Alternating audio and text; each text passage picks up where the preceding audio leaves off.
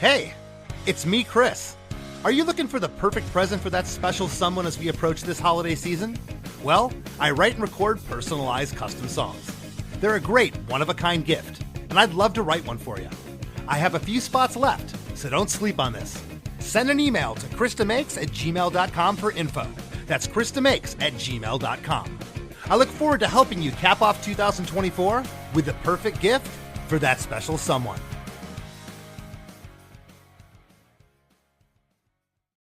Movie night with the girls is a blast no matter what, but sometimes we like to level up our experience and make it more memorable. Streaming at home is routine, but going to the movies with my friends is an event. Watching a film on the big screen with surround sound is so immersive and exciting. And you can't beat those cushy reclining chairs. And now that I joined the Regal Crown Club, I earn points every time I buy a ticket or concessions. As soon as she told me Regal has a free loyalty rewards program, I joined too. I can use my points for concession upgrades, movie tickets, and merch. I like using my points to enter sweepstakes for exclusive prizes. On Mondays, I get 25% off candy. And Tuesdays are Regal Value Days, half off popcorn and tickets as low as $5. Plus, Regal adds a free popcorn to my account every year for my birthday. After my 6th visit, I got bonus points. You've only gone 6 times. I've gone 10 times, and I got even more bonus points. Wait, you went to the movies without me? Yeah.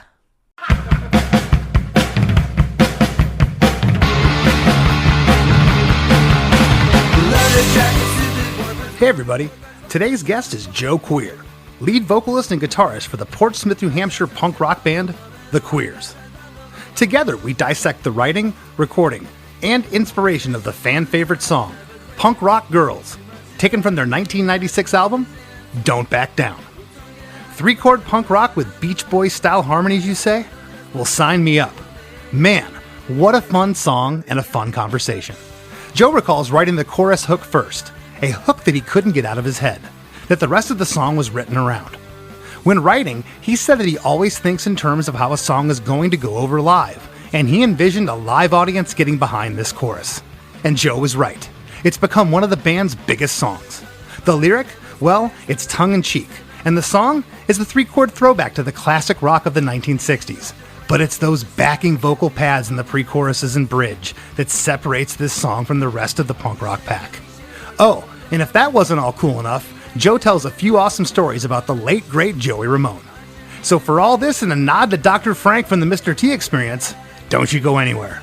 Hey, hey, have you heard? Krista makes a podcast. Hey, hey, have you heard?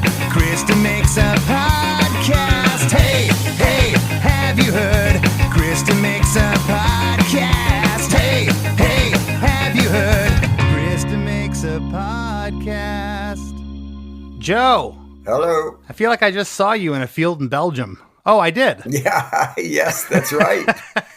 Yes. Les and Jake and the Queers played at Brack Rock over in Belgium, and I heard you guys were going to be there, and I was super excited to see you. But I got to meet you after all these years. I've seen your band, but I got to finally shake your hand and say hello, and it's so cool that you're here. Thank you. Yeah, that was a fun afternoon. It was great. I hadn't seen Matt Drastic in ages, and the whole thing was a fun afternoon. We got Les and Jake and the Queers. We were like one of the early bands. You guys were like basically the last, or I think Descendants played after you. I'm not even sure. Yeah, Descendants were after us that night. Yeah, we had driven overnight we played London, drove to the ferry, took the 2 a.m. ferry, and then drove over to Dunkirk, then drove to Brack Rock. And so we slept in the van. So after we played, I went to the hotel and slept, and then rode scooters around Antwerp for the rest of the evening. So I missed the show and I was bummed, but it was so far away. We were about 25 miles away. So at any rate, I heard it went good. So yeah, that was a fun day. It was. And the Matt Drastic that Joe's speaking of is Matt Yonker, the current drummer for Less Than Jake, who did a stint in the Queers some years ago. And some of the stories he told me about you and the band, oh my Lord, the Canadian immigration story. I'm sure you remember that one. We had quite a few of them. It's like, oh boy. But yeah, we made a great album, Pleasant Screams, and Matt was on that one. We had a lot of laughs back in those days. days too. Then his tenure in the band was really fun. So it was great to see him. That's really cool. Well, in 1990, you guys released your debut album, Grow Up. You've been playing around for years. I mean, you were formed in 1981 in Portsmouth, New Hampshire, of all places. Less Than Jake's played there. And we actually talked about it, the old Elvis room there. Is that still there? No, that's long gone. That whole area is just, I went through there not too long ago, and it's all changed. It's all really yuppies have overtaken it, big money. And so the Elvis room, unfortunately, that went by the wayside. Oh, that's too bad. Well, Yep. Grow Up was released in 1990. You guys gained a heck of a following in New England. I had heard of you probably, I got to college 91, probably around 91, around that time.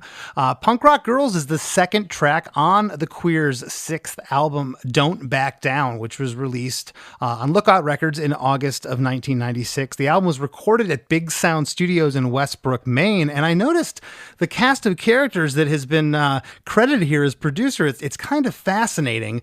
Larry Livermore, who was the president of Lookout Records, he is credited as executive producer on the record, while Mass Giorgini and J.J. Rassler, J.J. played in a band called DMZ, they're credited as well as someone named Lisa Marr. Lisa, who used to play in Cub. How did she come into play? Well, Lisa was on the album. J.J. Rassler was on the album. Mass engineered it. I was the producer. Larry was there, and he was kind of the executive producer in that he kept the whole ball rolling.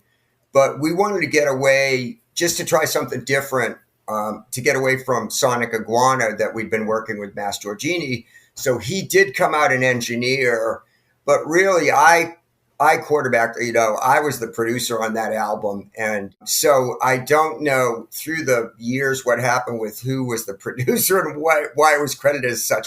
Anyway, I really was the quarterback, getting people together, because JJ and I had played in the mid-'80s in the Queers in a different lineup. And so I kind of brought him back. He had played with Hugh and I, our drummer Hugh. And so I brought him back and brought Lisa in, and that's where they all came in. I was a big fan. We had toured with the Muffs and Cub, Lisa Marr's band. And so that's where I met Lisa, and she helped co-write and some songs and sing on stuff. And so that's kind of where I kind of got the whole cast together and thought about having her sing lead vocals on a song and stuff like that. Yeah. Now, was this record was recorded to tape, I'm assuming, but did Mass do any editing on the computer, like editing vocals or anything yet, or not? No, at that point, it was all still 2-inch on a Sony APR 24. So okay. Because this track holds up. It's almost 30 years old. It sounds really good. You guys did a really good job with the backing oohs and ahs and stuff, and the placement of all that and the note choices. And I know, the record was called Don't Back Down. You named the album after a Beach Boys song. You covered the Beach Boys track on the record. It was almost like I felt like this was kind of like an homage to the Beach Boys. Yes. At the time, I was feeling really confident in the songs and songwriting, and I really felt this was going to be a killer album, because you had bands like Green Day, Screeching Weasel. Every album they were doing was hitting it. They were hitting it out of the park. Mr. T Experience, the Muffs, all these bands that were our peers, and we had felt after Love Songs, Beat Off and Move Back Home they sold really well. I made good money off those albums, but we knew deep in our hearts they were not anywhere near what we were capable of. So on Don't Back Down, really felt I was in the wheelhouse, in the pocket. And so I just felt confident. So, and we used the Beach Boys, Don't Back Down. B-Face had actually suggested that song, even though him and Hugh did not like that. It was too poppy, and they didn't care for the album that much, but it was too wimpy for them. I can't think of anything more punk rock than naming your album after a Beach Boys song and actually covering the song. I thought it came out great. And it's kind of a bold move, though. Yeah, right. We just thought it fit in. We were going to call it, I don't know if you know the New Hampshire license plate, the motto is Live Free or Die. And we were going to call it the album Live Free or Die. But not that we're political at all. But anyway, Don't Back Down kind of rolls off the tongue better. But we use that as a kind of the Beach Boys as a starting point. And and just went from there. So, and it was to tape, and I just felt confident, but that was the way it went there. It was pretty exciting. I really liked it. I felt I had turned a corner. I was talking to Joey Ramone. He loved the album and really liked the fact we were going between the Beach Boys and Ramones, and that was something he had wanted to do with the back vocals. And I talked to him a lot about that back then. One thing that's not known by too many people, but we were going to do a 4-song EP with Joey singing. It was going to be Joey Ramone with the Queers. Oh, cool. Because he was thinking of leaving the Ramones, and I didn't get into the politics of that, but he said he would sing with us as the band, and because he wanted those back vocals, the falsettos and all that stuff. And we're going to do a 4-song EP with Andy Paley from the Paley Brothers producing. So that would have been pretty exciting. That makes a lot of sense because Yes. you listen to Joey's solo album. I mean, it's really evident that he loved that sound. And it's interesting too. You come from you can hear it all over this song. You can hear the classic rock. You can hear the old rock and roll. You can hear the Motown. You can hear all these influences. And I love it. I love that there's this. Us punk rock guys got thrown to the wayside. They only know 3 chords. They don't know anything. And you'll be shocked to realize how much these punk rock guys actually know. Yeah, it was kind of exciting for me. Well, exciting, not kind of, to talk to Joey. I wasn't best friends with him at all, but certainly friends. And we talked music a lot. That was the basis of our friendship. And it was real exciting to talk to him about his influences, which were basically mine. He's a few years older than me. And growing up, we grew up in the 60s and early 70s, and those great 2-minute and 10-second pop songs, the Turtles, So Happy Together, the Monkees, Daydream Believer, and every song was a fade that you wish would never end. It was everything. We had a hook, the Stones, the Beatles. It was just such a great time, and that's what I grew up on, and Joey did too. And so that was where I always felt the Beach Boys, the Ramones, kind of like a punk rock Beach Boys, and it just was really cool to me. They had that feel, Needles and Pins and California Sun and all those great songs that I loved and knew about and they covered. So it was really cool for me. The Ramones kind of were a blueprint to what I wanted to do musically and stuff. So, but I love Joey because he was into the music. He was a fan. And what got him out of bed in the morning wasn't how famous he was or how many people had showed up at the show or how much money, blah, blah, blah, girls he was with, none of that stuff. Not that he was a womanizer, but you know what I mean? But it was about music. He loved talking music. And, what did I think of it? Some of our best conversations were about maybe Acid Eaters, what songs I felt, where they hit it out of the park, where they didn't, what he liked, what he didn't like, what songs they could have done. And he was totally into that. And wanted to hear and really appreciated my feedback as a Ramones fan. And so I learned so much from him, how just watching him operate and keeping an open mind and being honest, be your own worst critic, and know when you got a good song. Now, for instance, on his solo album, this isn't generally known either, but he was, I'm sure Daniel Ray might tell you, but Joey was he told me, he asked me to work on songs on his solo album. And I said, why? Don't you have enough songs? And he said, I do, but the quality isn't good. I need stronger material. But he said a lot of the stuff and he referenced Mr. Punchy, which at the time I didn't know. He said a lot of people are going to say, oh, Mr. Punchy's great, blah, blah. But he said he felt he really only had 2 solid songs, Maria Bartiromo and What a Wonderful World, which I had heard. He played those for me over the phone too. But he knew in his heart, that's what he said. He's like, listen, I don't need to read a New York Times review of my album to know if I got a good song or not. He goes, people are going to blow smoke up my ass and tell me it's the best thing we've done since Leave Home, blah, blah. But I know in my heart, I am capable of way better than most of this stuff. And that was what he told me. So I always like that honesty and never forgot it, especially with my own tunes. Yeah. Well, thank you for sharing. I had no idea of any of that. Thank you for sharing that with us. And I want to jump into the song here in a minute and a couple things. You mentioned Ramon just now. You also talked about Mr. T Experience, which Dr. Frank is referenced in the lyrics to Punk Rock Girls. We recently had Frank on the show, and I was telling him that I loved punk rock so much. It meant so much to me because it could be serious, and then the very next song could be completely silly. And A lot of times both songs were sang with the same exact conviction. They hit me maybe differently, but at the same time they hit me the same way. Yeah. And I always love that. I also told my producer Chris, we've been doing this for a second, Joe. We're about 4.5 years into doing this podcast. We've done so many episodes that this is now plural. We've done Punk Rock Girls from you guys, and we had Punk Rock Girl. We had the Dead Milkmen on. That's awesome. That's awesome. Now Yeah. we're going to get it plural. Take us back to writing Punk Rock Girls. What do you remember about it?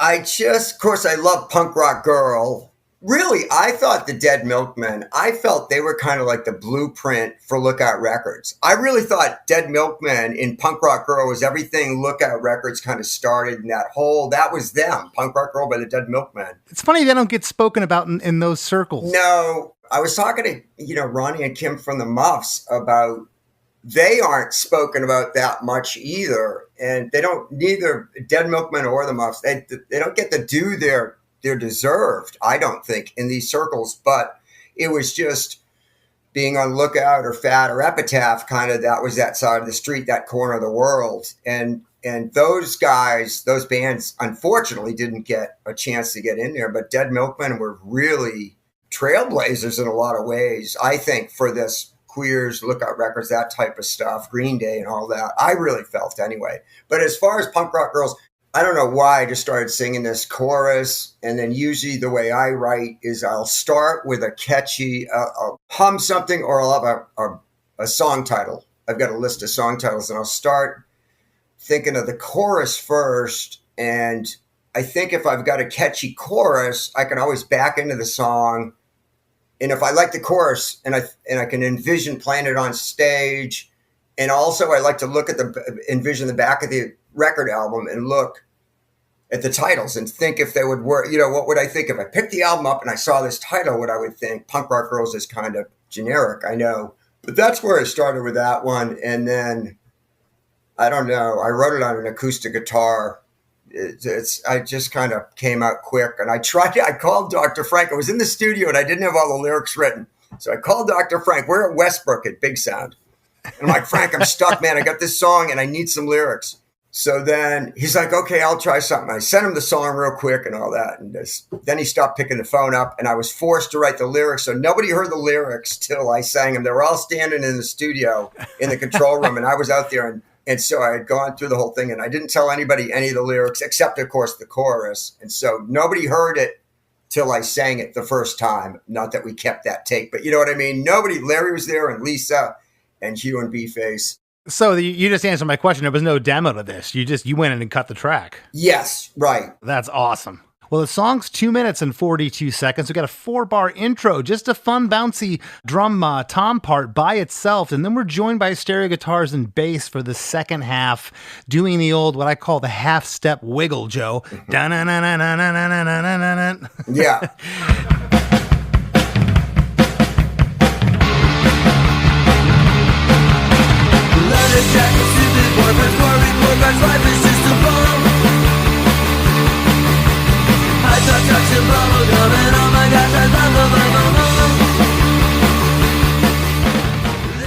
Leather jackets, stupid boyfriends, poor report cards, life is just a ball, high top chucks and bubblegum, and oh my gosh, I'd love to love them all. And I laugh because that last line is just, I don't know, it's very Gene Simmons. It's very tongue-in-cheek, read between the lines. Right, yeah. So, yeah, I mean, that was the whole, like you said, you had a good point. Punk rock could be serious and you learn so much, but like one of the biggest lessons in life is like, don't take yourself too seriously and be able to laugh at yourself. And I think that's what I got out of a lot of punk rock, Ultimately, Dead Kennedys, who I just saw last night, Black Flag, whoever, they're goofing on them, Circle Jerks, they're goofing on themselves first and foremost. So they're never taking themselves too seriously. And so it was a good lesson in life. And I don't know. I think the problem with punk rock was that you hear a lot of bands like, oh, it's just punk. And they didn't take it seriously enough and they couldn't play their instruments. I played trumpet for 14 years and can read music. And so I always had that background. Hugh played in the school band too. So we were lucky in that we were kind of musicians before. And our heroes also, we didn't have punk rock. We didn't go back to Trey Cool wasn't the drummer we looked up to. It was Charlie Watts or Bevan from ELO or something like that. Yeah. Keith Nick Moon. Mason, Keith Moon. I saw the Who, the original Who. Amazing. And we were on tape too. So we didn't know anything about Pro Tools. So we didn't have that safety net under us. So we had to play up to a certain level of proficiency. But with Pro Tools, now it's good and bad. It's just anybody can make music, I guess. Well, you just reminded me of something. You know, I hear a band on this recording that's been playing live and playing a lot of shows over the 6 years since you released Grow Up. I know how you went in and made this recording. You didn't have Pro Tools. It wasn't a labored process for a month and a half. You went in and cut this record. I imagine the basic tracks were cut live off the floor. Yeah. Oh, yeah. It was back in the days when we didn't know what a click track was. We had a good drummer named Hugh, so he was our click track. He was your click track, human click. Right. And I tell bands today, they'll come in, young kids, and they're like, they want to use the click track on drums. Okay, that's cool. And then they want to use it recording guitars. And I had a singer that wanted to use the click track. And I go, this is after they have the drums down. And I go, dude, treat the click track like my old band director, Mr. Muchmore. You know, he's up there conducting the band and you follow the baton and you keep the beat and that's it. And then you move on. And I think what's lacking in a lot of music is just, it's so, you know, the bands don't play together. I always say that to my guys to this day. Be a band, play as a band, not just do your parts and not screw up, play as a band. I think a lot of bands miss that in the studio, where recording these days, because of digital, Pro Tools, Logic, whatever, these guys record great drums, great sounding drums. I know a lot of engineers, producers like this, they incredible sounds, but then they take 3 days to take it all apart and edit and cut and paste and snap to the grid and quantize them, trigger and all this. And then they're like, listen how great the drums sound. I was like, dude, they sounded great 3 days ago.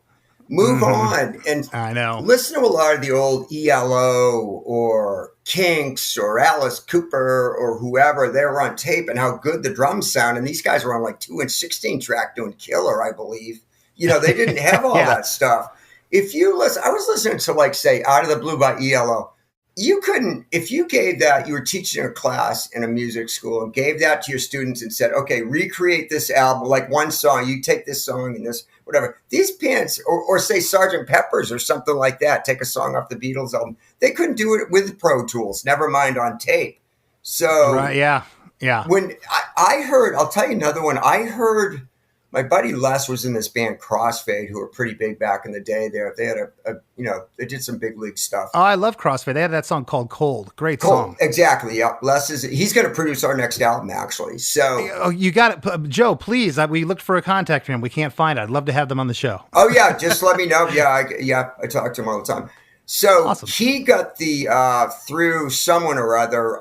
He got the raw tracks for Bohemian Rhapsody, among other songs. The raw 24 tracks from 2 inch 24 track, 24 raw tracks from Bohemian Rhapsody by Queen.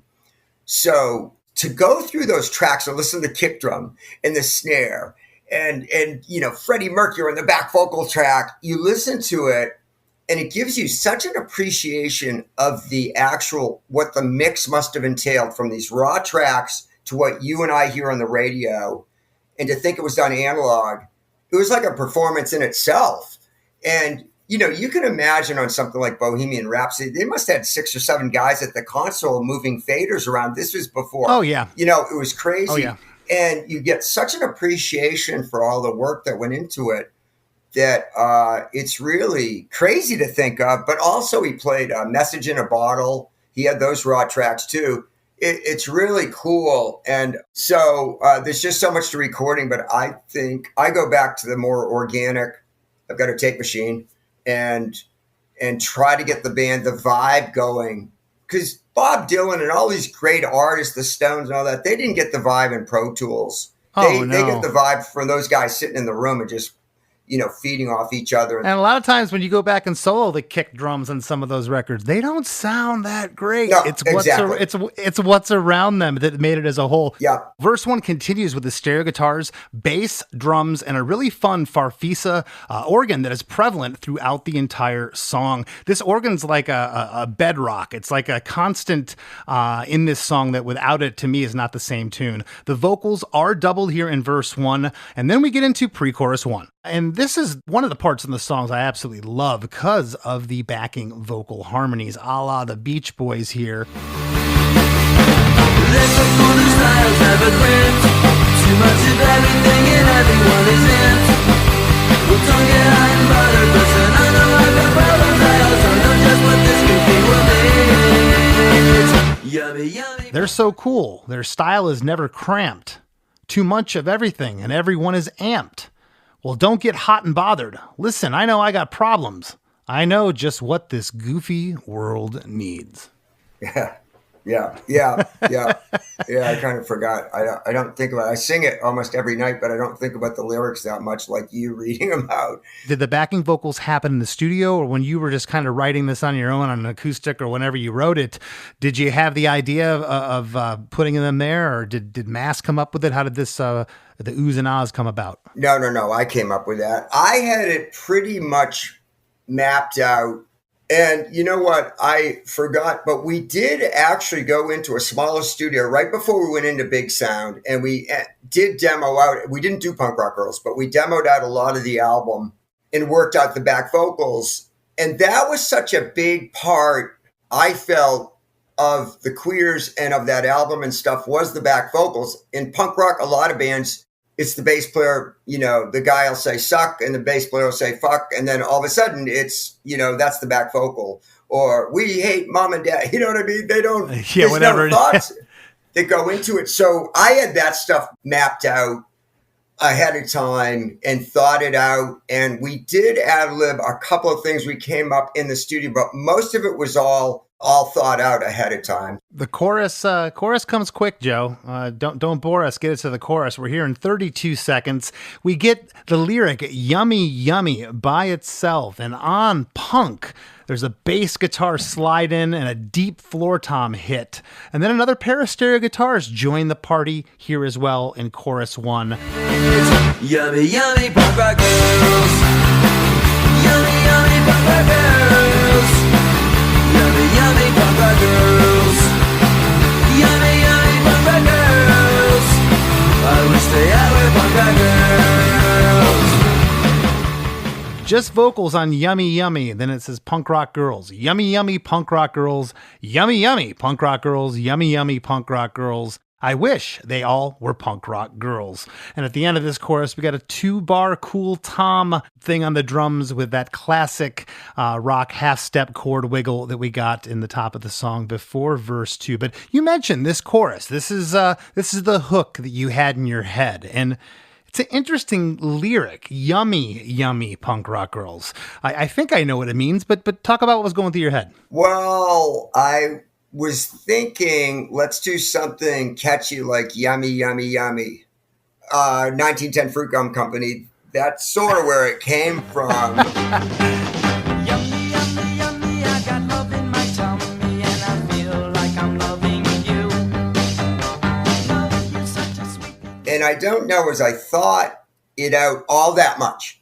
And I just thought it was a cool chorus. And I remember thinking on that, could I play that live on stage? And I was really torn whether we should use it, but we figured out how to play it and sing it. But other than the general sound or thought of like 1910 Fruit Gum Company, Monkees, Turtles, kind of that whimsical 60s, that's where it came up with the yummy, yummy thing.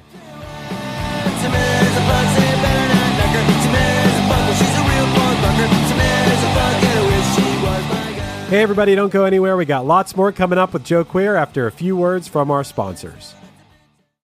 With Amex Platinum, you can really be in the now. Access to Resi Priority Notify. Yes! 4 p.m. checkout with fine hotels and resorts booked through Amex Travel. We needed this. And dedicated card member entrances at select events. go. means you can focus on the present moment. That's the powerful backing of American Express. Terms apply. Learn more at americanexpress.com/withAmex. Card member entrance access not limited to Amex Platinum Card. The new Apple Watch Series 10 is here. It has the biggest display ever. It's also the thinnest Apple Watch ever, making it even more comfortable on your wrist. And it's the fastest charging Apple Watch, getting you 8 hours of charge in just 15 minutes. Introducing the all-new Apple Watch Series 10, now available for the first time in glossy jet black aluminum. Compared to previous generation, iPhone XS or later required. Charge time and actual results will vary. Hey there, Chris DeMakes podcast listeners. Ready to take your podcast experience to the next level? By signing up for the supporting cast at ChrisDeMakes.com, you not only ensure the continued production of our show, but also unlock exclusive perks. Subscribers receive a weekly bonus episode of our other podcast, The After Party, co-hosted by Chris Fafalius and myself.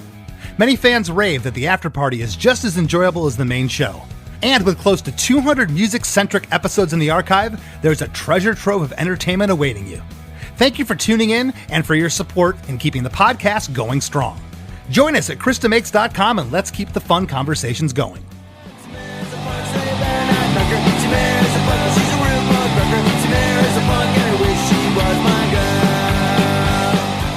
And now, back to the show. Well, verse 2 has the same overall instrumentation as verse 1, and here it is. We get the cameo from Dr. Frank here. I love it. The smartest are the smartest, and the sweetest are the sweetest, and the most. Me and Dr. Frank have both decided that we love him on a toast. The smartest of the smartest, and the sweetest of the sweetest. They're the most. Me and Dr. Frank have both decided that we love him more than toast. I kind of put Frank in there because I was hoping he was going to come up with a second verse. I remember it now. I said, Frank, I'm stuck for this second verse. And so, yeah, I just thought of him, and I love the song Toast. Mr. T Experience, I always said if Frank had been a metalhead, I think he would be like in some huge band because he you know, what a killer band. Another band that really, in a lot of ways, doesn't get the due they are deserved either. Mr. T Experience. You go back to Milk Lemonade. I mean, just what they would consider throwaway albums before their kind of heyday on Lookout. It was amazing. They've got killer songs with John Vaughn was in it. And I know. It was just amazing, all the songs. So that's what I told Frank. I mean, they had songs like I Love You, But You're Standing on My Foot. And it's like, it was hilarious, but like he sang it with such conviction. It was like, wow, like I actually believe this guy. I believe what he's singing, and it's the most ridiculous thing ever. Even Hitler Had a Girlfriend. Pure genius. I mean, that should have been on the, that should be a hit song. I mean, it was amazing. And I agree. And I've talked about this before, people, Joe. There's only so many spots in the world for bands. The fact that I'm sitting here talking to you and that people still want to come see our bands play, we won the lottery. I mean, it's tough. Think of how many bands are out there. So yeah, and I still hold on to that punk rock thing. I know you do too. Like, Mr. T Experience, they're my band. Yeah, you know? yeah. Well, I don't want the world to know about them. Right. Yeah, and we can appreciate the genius in these bands, whether they're household names or not. And I was talking to someone, my roadie was saying about the Misfits and what a great band they were. And I said, dude, I love the Misfits, good guys, all that stuff. I know why people love them, all that, successful. But I look at Misfits in the punk rock, kind of like Kiss in rock and roll. Very successful band, fun, love them, but you wouldn't put them up against the Rolling Stones and the Who. Critically, I don't think. And Misfits, maybe there's an argument it's kind of different, but I was like, you look at bands like Mr. T Experience or the Muffs, Jesus and Mary Chain, not that that's, kind of more indie, but you know what I'm saying? Bands like that to me are just genius, but they didn't get their due. So I was like, you don't mistake success for genius, I think you got to like put it all in place. But anyway, yeah. And I don't mean to just the Misfits at all. You know, I love the Misfits, but you know what I'm saying. I get it. Well, pre-chorus too, we get a lyric change here. It's the same overall instrumentation as pre-chorus 1. We get those backing vocals again. The back half here of those oohs, Joe, they seem louder on pre-chorus 2. And I know that they weren't copy and pasted. It wasn't done digitally, this recording. Right. And I wrote here in the notes, I'm thinking maybe they were just sung a little bit harder on pre-chorus 2 because you're a little more confident with the performance. It well could have been. That's what it sounds like to me. Yeah, and yes. I can feel that. A lot of that stuff, if you listen to it, there's little scrapes and little noises here and there that I think all add to the recording. But yeah, yes, there was definitely stuff on there that would get biased, and you don't notice it till way later. And that was one of them, I believe. And definitely when I sang it, I think the takes that got on the album, I think I only sang it 4 times total. The first one we didn't keep, and then the next 3, I think we did 1 and we did a couple of punches on it, you know, punch in and I did a word or 2, and then we did another one. So I only sang it 3 or 4 times, and that's what's on the album. So yeah, it was not really like none of this virtual playlists, you know, virtual takes and all that stuff. That was it. It was very honest recording. So yeah, and the mix too it is what it is. So I think we just let it go. Do you feel you satisfied your itch with the backing vocals and the oohs? Because I noticed that there'd certainly be room for them here. There's no backing harmonies in the choruses. Was that intentional? Yeah, we felt it was full enough. And that's the problem with back vocals is they get gratuitous in places, I think. You got to know when to hold them and when to fold them. And so a lot of bands, they could be on key, but are they needed? That's the whole genius there, figuring out the back vocals. And I thought that's where we stood out beyond a lot of punk bands because of our back vocals. I got a couple other songs later I want to mention too about the back vocal thing. Without them, the songs, I don't think were much good at all. Throw the back vocals in and all of a sudden we got a killer song. It's weird because the songs are so simple. Those little sprinkles can sometimes make or break a track. It's like you mute them and they're gone. It does not give you the same vibe and the same feeling. Yes. Pre-chorus 2. I wish they'd let me share their bubble gum and let me hang with them and life would be some fun. I should be sedated cause my heart is uninvited. I guess I gotta get me 1 or 2. Yummy, yummy. I wish they'd let me share their bubblegum and let me hang with them and life would be so fun. I should be sedated because my heart is all inflated. I guess I gotta get me 1 or 2. I like that we get bubblegum here, harking back to verse 1. Now you're hoping to share their bubblegum. And we get the line, I should be sedated. I don't know if that's a throwback to the Ramones or not. Yes, yeah, it was. And also there was a big controversy right there because I should be sedated because my heart is, what did I say? My heart is all inflated? Yeah, my heart is all inflated. Well, there was a big controversy because at first I had sang, I should be sedated because my heart done be inflated. I just thought it was kind of a funny turn of, phrase, my heart done be inflated. But I sent the tape of the rough mix to Ben Weasel, and he was like, called me on the phone immediately and said, dude, change that. Don't do done be inflated. And Larry wanted me to keep it in, but Ben said no.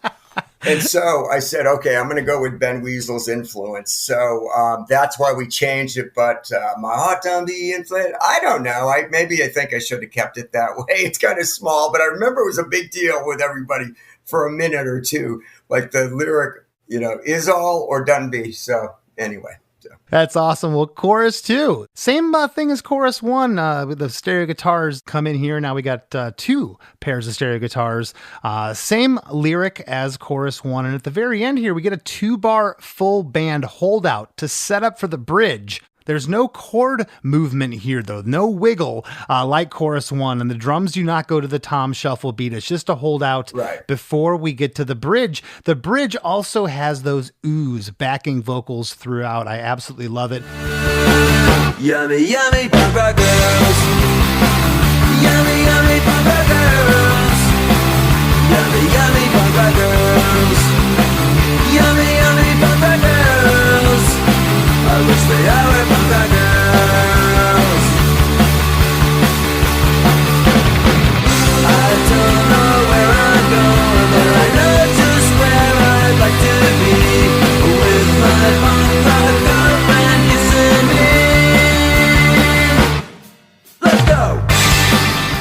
I don't know where I'm going, but I know just where I'd like to be.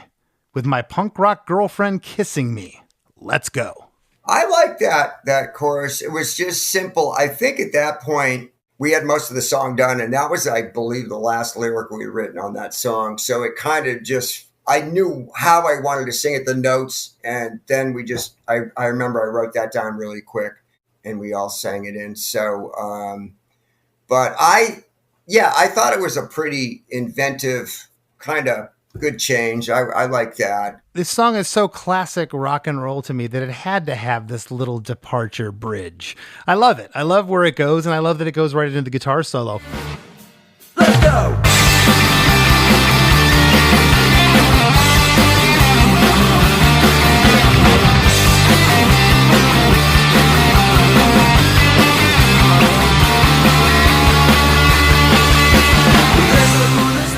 Guitar solo has this great rock and roll feel and tone. It sounds old, but never dated. You know, that old Chuck Berry rock and roll, that's always going to sound good. I think in 500 years from now, it's going to sound killer. Exactly. I remember thinking, oh God, we got to do something here. We got to do a guitar solo or a keyboard or something. And then I said, well, why don't we just play something like the Louie Louie chords and just keep it rock and roll and to keep it with that 60s, 50s type thing. And that's all we did. And so that's where it was. I'm glad you picked up on it because it was just that rock and roll type thing, just G, C, D, C, G, back and forth and go for it and kind of in your face. And we didn't want a solo that was all slick and every note and perfectly in place. And we kind of went more for the feel, and we did a few. And then all of a sudden everybody was like sitting around listening and everybody said, that's the one right there. And we kept it. It sounds honest. It doesn't sound metal. It doesn't sound too punk rock. I don't know. It sounds like a 60s guitar solo. I really like the integrity of that solo. I also like that when we come in to pre-chorus 3, which is the same instrumentation as the other pre-choruses, but the lyrics here are the same as pre-chorus 1. Remember, on pre-chorus 2, the lyrics changed. Too much of everything and everyone is in. Well, don't get hot and bothered, 'cause we're learning like a problem. I'll tell you just what this could be when it rains. Yummy, yummy. You know, you look back at those pop songs, those Motown, those eras, the 60s, the Turtles. Some of their pre-choruses, Joe, to me, were as catchy or as important as the chorus. Yeah. And I think it's interesting. You went back to the lyric here of pre-chorus 1 for pre-chorus 3. Let's talk about that. Did you feel going back to that you weren't gonna add any more information at this point, probably in the song? Yeah, it was kind of a feel thing, and sometimes you just let the song sort of, I know it sounds trite, but you let the song kind of lead you where you get that feeling in your stomach. And that's where it came from. We're like, no, it fits in there. Let's do it one more time and do the little turn around the bridge there or whatever. Yeah. So it wasn't really thought out at that point, but we just felt, that was, the whole arrangement kind of fell into place. Once we had the guitar solo, like, let's go back into the bridge and then chorus out. Yeah. Well, at the end here, the only lyric that's different in pre-chorus 3 is the "and" on the last line. The first time it just says, I know just what this goofy world needs. So we get an "and" here. And I think that you have to have that pickup of "and" because this line is held out as the music goes another round, unlike pre-chorus 1. It gets longer here. And I love that tension too before we go into chorus 3. Well, exactly. And the lyrics almost, I think, are percussive. Not necessarily on this song, but in a lot of songs, they're almost percussive and they have their little, that's where that little stuff comes from, adding the little vocal inflection or the end or the whatever. Mm-hmm. So that's where it came from, almost in a percussive thing. Yeah. I'm a sucker for holding out a pre-chorus or a bridge later in the song. A part you had earlier, but you're gonna hold it out there, and it's a trick when utilized correctly and well. It's awesome. Yeah. But I get accused from our bass player. He's like, "Oh, I know you're gonna want to hold it out here before we go in the last chorus." Yeah. You just gotta go by feel and see what you think. Because if you do it too much on every song, it's like using a wah-wah pedal on every guitar solo or something, you know. It's formulaic. But when it's right, it's golden. So, Yeah, definitely. Well, pre-chorus 3 goes right into another chorus. We don't get a double chorus here. We get another chorus. I don't think it was needed. You get the one chorus, and then our outro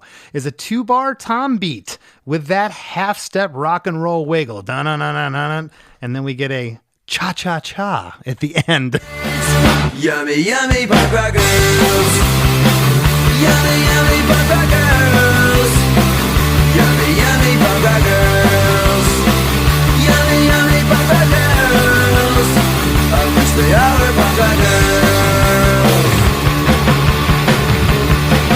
Cha-cha-cha. I never ever realized listening to this song. I've heard it 100 times, a million times, but listening to this part, I'm like, that's interesting little sprinkle on top there. How'd that part come about? That was a nod to MTX, and because I recognize Frank's genius, of course.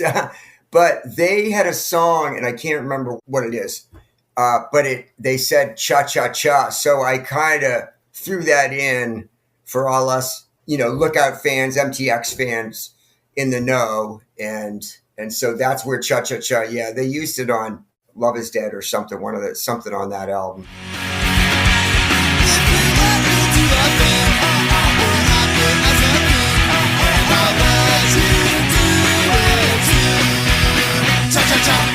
So that's where it came from anyway. I wish I thought of it, but because I thought it was kind of cool, but that's where it came from. When you're hosting a songwriting podcast, Joe, it's the fine line between, I'm a music guy like you. I like the deep cuts, the album cuts. I want to know the stories behind those songs too. But, we try to go for the jugular here. What has the most Spotify plays? What's the fan favorite song? I love a ton of Queer songs. I love this song, but why this song? Why is this at the top for you guys? One of the standout tracks for your fans. I don't know if there's any big answer for it. It just struck a nerve in people. It's catchy, I think. That maybe that's it. But I'm glad you mentioned that the back vocals, because I think that's where we stand out from a lot of other bands. There's thought that goes into it. I'm working on a project now with this great songwriter, Stephen Brookfield, who's in a great band from Minneapolis called the 99ers. They don't really tour that much, but they're a great band. And he showed up on my doorstep one day, and we're working on a side project now. I'm playing bass in it, but all his songs, and it's great. But we really put so much work into a lot of the back vocals. But again, it's not gratuitous. It's not superfluous. Like, we made everyone count. And I was going to say, like, we did our last studio album. We did a cover album, Reverberation, but our last studio album a couple years ago, Save the World, we had a couple songs. This song, Hong Fucking Kong. And we had done the song, and I didn't have the back vocals really, except maybe double up the chorus. That was it. And the guys were like, oh, that's cool. We got this song. We're working on it slowly, the album, I'm saying. And they go, Hong Fucking Kong. And I go, we can't use it because it's not. I go, it's okay, but it's missing something. And then one day I was sitting here in the studio listening to it, and I started thinking of the ooh, ba, ba, ooh, ba, ba, ooh, ba, ba, ba, ooh. Ooh, ba, ba, ooh, ba, ba, ooh, ba, ba, ba, ooh. And then I came up with these back vocals and all this. And then all of a sudden, it's like one of my favorite songs on the album because of those back vocals. We also have this great song, toot my own horn, but I really think it's a great album. I know it is. And this song, If I Had a Girl Like You, kind of a cornball force song. I wanted to make it like a 60s type song. And on its own, without the back vocals, we just had the chorus beefed up. We sang the chorus, a harmony in the chorus. But then we came up with all these, like maybe 5 or 6 other backing vocal parts. And the song's magic, I think, with those back vocals. Without them, it just sucks. So does Hong Fucking Kong. Same thing. Without the back vocals, they suck. But you throw them in there, they're 2 of my favorite songs on the album. And that's just one example, with and without those back vocals. And they really took a lot of thought. We tried this and we tried that, and we put a lot of thought in it. And I don't think in punk rock, there's a lot of bands doing that stuff. I think they sell themselves short in that they don't put enough time and effort into maybe pre-production, work on the actual songs. I could do an album this weekend, and it would come out pretty good, I think. But like, to do a great album, that's what I'm striving for. I want to hit a home run on every song. And also to do that, it takes a lot of work. I think a lot of bands, especially pop punk bands, newer ones, they don't put enough thought, time, and effort into their craft. And I'm lucky that I have influences, I think, as a songwriter. Luckily, I play trumpet in the band, so that helped me a lot. But also, I don't listen to a lot of punk rock when I'm home. I listen to Electric Light Orchestra. Lately, I've been listening to the Kinks, Bowie, early Bowie that I used to get into, that Joey Ramone loved, stuff like that. Jesus and Mary Chain. I've been listening to Monkey a lot. We named our album Monkey Brain after them, after that album. So, and I always kind of listen to that, especially stuff like ELO, like from what can I pick up production wise? To think they did it on tape is something else, but also just those backing vocal parts and key parts, keyboards and synth. And it's just really, I love listening to these songs as a songwriter, and just I have a great appreciation, and I'm tapping my foot, but also what ideas does it give me, I guess is what I'm saying. So if I sit around and listen to Damned and the Sex Pistols and the Ramones first 3 albums, I love it, and I'll go through phases where I listen to that. But as a songwriter, I'm always looking for something that'll give me an edge and give me some cool idea. Yeah. It's funny how they come, but we don't go in an album like Don't Back Down. We did the album in, like you were saying, like 7 days, 6 days, I think. That was it, man. We tracked it. That was it. And now the albums, they come out better when you put more thought and effort. And I have my own studio. I'm in my studio, so I'm able to, work on this stuff.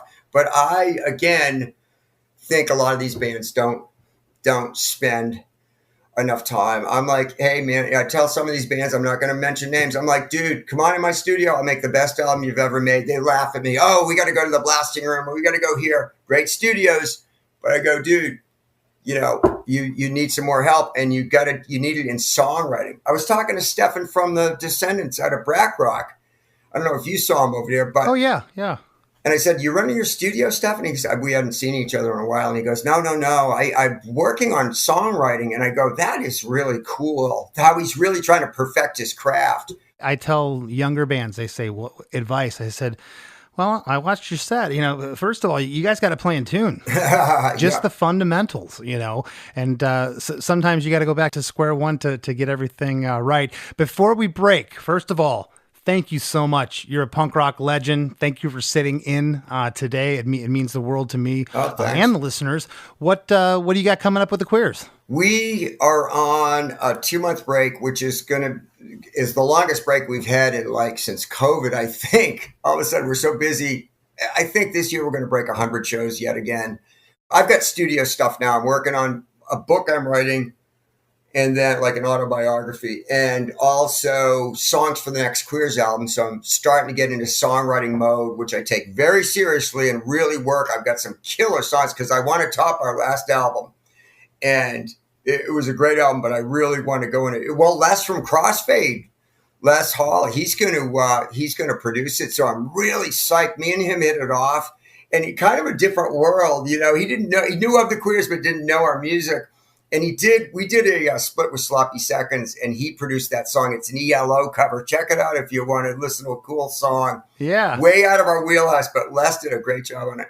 But he's going to produce the album, and I really am excited about going in not different directions. It's a pop punk band, and you know it, but take the songwriting to another level and see, and I'm really excited about and I've got some killer songs I'm really excited about. So that's what's next. And then November 1st through the 12th, we go with Dickies in the U.S. Then we're going to Indonesia and Malaysia and Thailand, I believe, somewhere between November 14th and December 5th, because we start December 5th through the 21st with Black Flag in the U.S. And then after that, I was going to Japan to meet with my wife to see her parents, but I think I'm going to stay home. And then, studio stuff, and just, it keeps going on and on. It's great.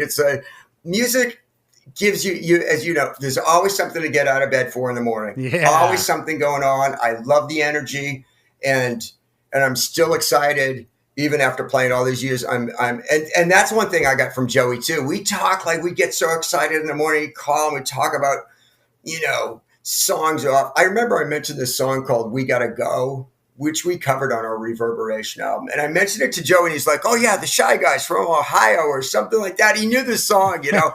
I was like, dude, I didn't think you knew that one. But anyway, his enthusiasm was great, and I still have it. I still love playing music.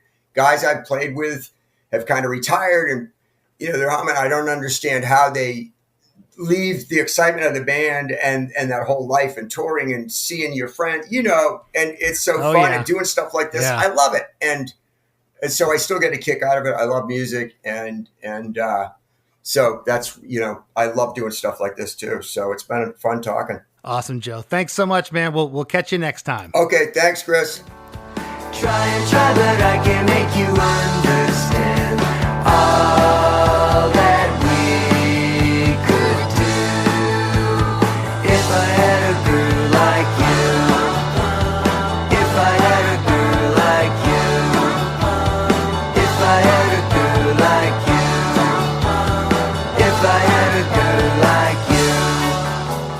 Hey everybody, I hope you enjoyed that conversation with Joe. But don't go anywhere because we got lots more Chris DeMakes a Podcast, including the band you might not know and the rap segment with me and Chris after a few words from our sponsors. Blinds.com is kicking off the savings early with Black Friday mega deals all month long. A Blinds.com design expert can help you make the perfect selection on your schedule. We can even handle everything from measure to your whole home installed for just one low cost. With over 25 million windows covered, Blinds.com is the #1 online retailer of custom window coverings. Get up to 45% off site-wide and a free professional measure right now at Blinds.com. Rules and restrictions may apply. My dad works in B2B marketing. He came by my school for career day and said he was a big ROAS man. Then he told everyone how much he loved calculating his return on ad spend. My friends still laugh at me to this day.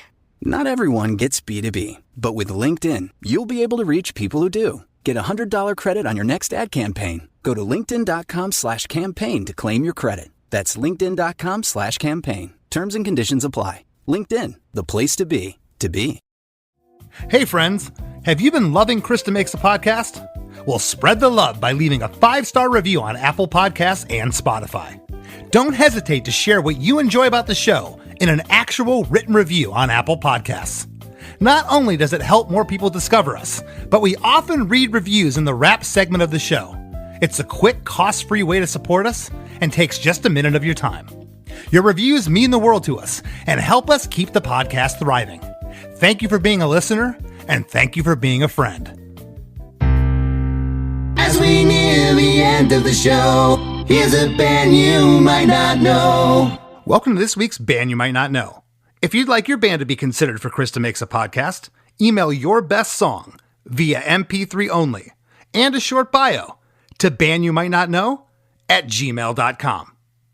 This week's featured artist is Lo-Fi Ho Hum, a solo project by Jacob Godby with other musicians from the Fort Collins, Colorado scene. This is cool power pop with sugary vocals. Super fun stuff. Here's a snippet of their song, Never Been in Love.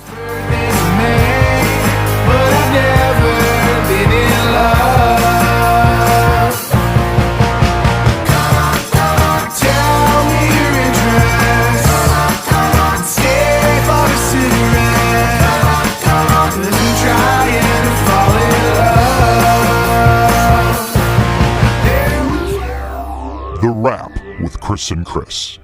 So, Chris, I told you this, and I also told Joe this before you started rolling. But when I was a kid, when I was a teen, I kept track of all the shows I went to, and I wrote down all of the shows I went to. And the first show that I ever went to was on May 30th of 1996 at the Castle Shannon Fire Hall, that's outside of Pittsburgh, where I saw the Queers play. And the other bands who played were Submachine and the Splits. That's awesome. Only like a few years before that, I wasn't allowed to go to Nine Inch Nails and Marilyn Manson at the Civic Arena. So I don't know. I was 16 at this point, so I just turned 16. I may have drove to this. Yeah, it's probably around the same time I saw the Queers, Chris. Somewhere in there, 90, maybe a little earlier, 94, 95. saw them in Gainesville. And, Joe said something near the end about those backing vocals and wanting to be separated. I've always thought that was a component of the Queers that set them apart. Take this song, just face value what it is, three chord punk rock song. A lot of bands have done that kind of style over the years, but I love the, you talked about the Beach Boys and talked about how, sometimes a song doesn't have those little sprinkles on top, those little added backing vocals. It doesn't make the song whole for him. When I was listening to music as a kid, I didn't think about the elements of the song that were hitting me. I just heard the song as one big thing, and it either made me feel something or it didn't. But when you guys were talking about this song, I'm like, yeah, it is the backing vocals on this song that really make you feel something. Yeah, because there's not much to the chorus lyric, but I think the chorus lyric works. I had asked Joe at the end what it is about this song. Why is this at the at the top of the heap for your fans? And it's just a really easy, digestible chorus. The lyrics are kind of tongue in cheek and funny. His pursuit of a yummy punk rock girl, but it's what's going on underneath it. The song's driving. It has that Louie type rock and roll chord structure that Joe had mentioned, but it's those backing vocals. Take those backing vocals away, Chris. It's not the same song. Yeah, it's fun. And you just brought up the yummy part, which I never really thought much about it. I liked to sing along to it. And there's just something phonetically, yummy. It's kind of funny and weird of a lyric, but it's just fun to say phonetically. It's almost like a whoa or a whatever. It just, like, he kind of alluded to that it was just like a fun thing to sing. It was something that he took away from like music of the 60s. Yeah, and the song, the idea started with the chorus. He had it and thought it was really interesting that they went into the studio and cut the song. The band didn't know what he was going to sing. He had the freedom to go up there in front of the mic and let it rip. I love that. I love the spontaneity of that. And for the backing vocals being such a big part of this song and this album and the Queers in general, I also like that he preached restraint of them. He said backing vocals can get gratuitous. And if there were pad vocals going on the whole time through this song, it would probably be overkill and it would probably overshadow some of the things and take away from the impact they have when they do come in. Absolutely. And remember, we have 3 pre-choruses that those backing vocals are all in here, Chris, as well as the bridge. So they're here a lot. And to Joe's point, I think if they would have put the harmonies on the chorus, it would have been overkill, and those harmonies would have overshadowed those backing vocals in the spots they're in. I also love that he brought up, and Chris, I'm sure you've experienced this, but when you're doing like the gang vocals or just like fun backing vocals and you just get whoever's in the room to come in and all gather around a mic and sing together. It's so funny, the random people that have sang on past Punchline albums just because they were there. Like, come on, we're going to do Haze. We're going to do Yaz here, and it's just like one of those fun little magic moments that happen in the studio. Yeah, and that's why I brought it up, because it's loose and it's fun and you can hear that. And, Joe even said it. You want to record everything to a grid and snap it together in Pro Tools. It sucks the life out of things. You can feel the realness here in the song. It's a punk rock song recorded to tape that stands the test of time. Almost 30 years later, and the track still sounds great with all the studio wizardry. And speaking of wizardry, Chris, this podcast gets a lot of 5-star reviews because of our wizardry of breaking down songs. Give us a 5-star review, Chris. Let's hear the latest one from Apple Podcasts. Our newest review, Chris, is actually from a Lookout Records alumni. It's from Joel Reeder, who was formerly in the Mr. T Experience. He now plays in an awesome band called The Fatal Flaw. He gave us 5 stars and wrote, "One of my first listens every Monday. An outstanding production, and the conversations about the craft of songwriting and the insights into the recording process behind these tracks is fascinating. I always learn something new." That's a pretty nice review, Joel. Well, Joel, thanks, Joel. It's been a long time, man. I haven't seen you in a hot minute. I still think about you. Let's reconnect at some point. Thank you so much for providing that review. Joel had played with Mr. T Experience back in the day. That's where I had met him. So thank you so much. And for everyone listening, go over to Apple. It's free to do. It's easy. It takes a couple seconds, maybe a minute if you want to craft it nicely. But give us a 5-star review. It helps us out, right, Chris? Yeah. I mean, if people are perusing the podcast and they see a nice review that someone has left, it might make them want to listen. And if a lot of people do that, we can land more and more of the guests that you guys want to hear. Hey, if you want us to get Bruce Springsteen on this podcast, you got to leave us 5-star reviews, because he's going to go look. He's going to go read them and decide whether he wants to come on our podcast or not. That's right. And speaking of supporting this podcast, head over to ChrisDeMakes.com, where you can sign up for our supporting cast. It's like our Patreon, where you can get bonus episodes each week of the after party, and it's a lot of fun. ChrisDeMakes.com. And give us a follow on Instagram, the Chris DeMakes podcast Instagram page. Killer videos up there. Chris takes care of that, puts a bunch of great content up there. And also, go join the Chris DeMakes podcast Facebook group if you haven't already. Over 5,500 members and counting. We have a great time over there. And want to thank this week's guest for sitting in the hot seat, Joe Queer. And we'll see you next week. One Hit Thunder is a podcast where we both celebrate and have a good laugh about bands and artists that had just one hit that we all know. Each week, we're joined by a guest from the world of music or comedy to learn more than you ever thought you would about some songs that you can't forget. And we decide if they brought the One Hit Thunder or were nothing more than a one-hit blunder. Look, if you listen to the show, you're probably going to laugh, and I guarantee you're going to crush next time the bar has music trivia. Tag Team, Jane Child, Meredith Brooks, Looking Glass, Sean Mullins, Eiffel 65, EMF, Crash Test Dummies, Crazy Town, Chumbawamba. We have hundreds of episodes in our back catalog and a new episode each week, so pass the Dutchie, make sure you're connected, and subscribe to One Hit Thunder wherever you get your pods. What makes a song a smash on the charts? Is it talent? Luck? Timing? Well, as chart analyst and pop critic Chris Molanphy would say, it's all that and more. Chris hosts Hit Parade, a podcast from Slate, where he tells tales from more than a half-century of pop chart history. Through storytelling, trivia, and song snippets, he dissects how the artists you love or hate dominated the airwaves and shaped your memories forever. He's explained why Steely Dan is yacht rock and Jimmy Buffett isn't, why girl groups dominated the early 60s and boy bands the late 90s, how the members of disco band Chic wrote a bass line that launched hip-hop, how Taylor Swift pivoted from country to pop, how Sam Cooke invented soul and James Brown invented funk, and what exactly a one-hit wonder is, and whether the band Aha is a one-hit wonder. I think you'd really like it. So for tales of the hits from coast to coast, make sure to follow Hit Parade wherever you get your podcasts. Hi, I'm Daniela Clark. I'm Barbara Ann Wild. And we are the Honest AF Show. Our podcast is real honest conversation with our celebrity friends and pros. Covering our anything but average rock and roll lifestyles. All while tackling the hell that is aging and the battle of beauty. Oh yeah, nothing is off the table. The Honest AF Show is available wherever you get your podcasts.